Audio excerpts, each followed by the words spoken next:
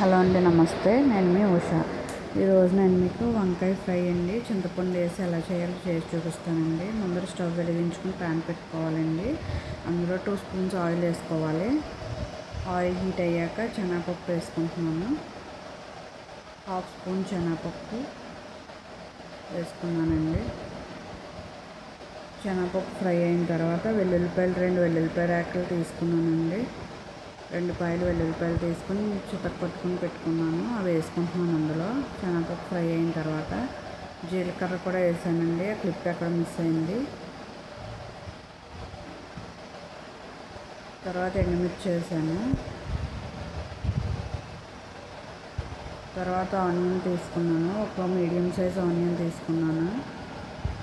2 పచ్చిమిర్చి తీసుకున్నాను. అవి చీల్చుకొని పెట్టుకుని అవి కూడా వేసుకున్నాను. తర్వాత కరివేపాకు వేసుకున్నానండి. 2 రెబ్బల కరివేపాకు. అవన్నీ వేసిన తర్వాత ఫ్రై చేసుకోవాలి. పప్పు మాడిపోతుంది లేకపోతే. అదంతా కలుపుకోవాలి. కలుపుకున్న తర్వాత నేను ఇక్కడ 1/2 కేజీ వంకాయలకి చేస్తున్నానండి. 500 గ్రామ్స్ తీసుకున్నాను వంకాయలు. అవి కట్ చేసుకొని నీళ్ళు వేసుకొని పెట్టుకున్నానండి. సాల్ట్ వాటర్ వేసుకుని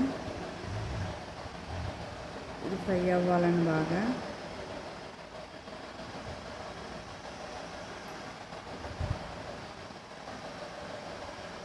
ఫ్రై అవుతుందండి. అలా గోల్డెన్ బ్రౌన్లోకి వస్తాయి ఇవి ఆనియన్స్. పప్పు కూడా దోరగా వేగింది కదా, చూస్తున్నారా. తర్వాత కొంచెం పసుపు వేసుకున్నానండి. 1/2 స్పూన్ వేసుకున్నానండి పసుపు. పసుపు వేసుకున్న తర్వాత కలుపుకోవాలి. తర్వాత 1 స్పూన్ సాల్ట్ వేసుకున్నాను. అంతా మిక్స్ చేసుకున్న తర్వాత వంకాయలు కడిగి పెట్టుకున్నాను కదండి వాటర్లోకి, అవి తీసుకుని ఇందులో వేసేసుకోవాలి. అది కడిగానండి అలాగా. అవి తీసుకుని ఇందులో వేసుకోవాలి. వేసుకున్న తర్వాత ఒకసారి కలుపుకోవాలంతా.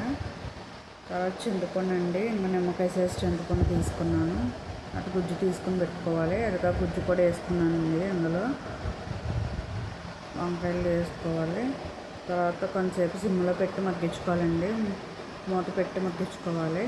సిమ్లో పెట్టుకొని మధ్య మధ్యలో తీసుకొని కలుపుకుంటూ ఉండాలండి. ఒకసారి మాడిపోతే లేకపోతే అడుగు. చింతపండు పులుసు వేసుకున్నాం కదండి. ఇప్పుడు వంకాయలకి అంతా పడుతుంది పులుపు అనేది. బాగుంటుందండి కర్రీ.